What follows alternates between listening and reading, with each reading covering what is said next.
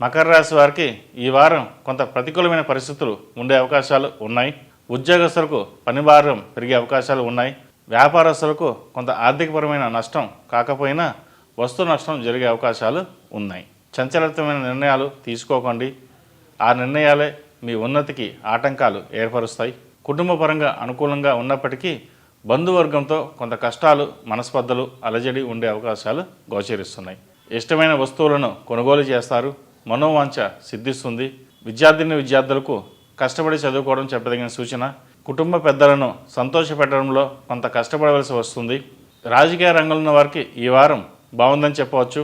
ఈ రాశి వారికి ఏలినాటి శని నడుస్తున్నందువలన 8 శనివారాలు శనికి తైలాభిషేకం, అలాగే అఘోర పాశుపత హోమం చేయడం చెప్పదగిన సూచన. ఈ రాశిలో జన్మించిన వారికి కలిసి వచ్చే సంఖ్య నంబర్ 9, కలిసి వచ్చే దిక్కు తూర్పు, కలిసి వచ్చే రంగు తెలుపు.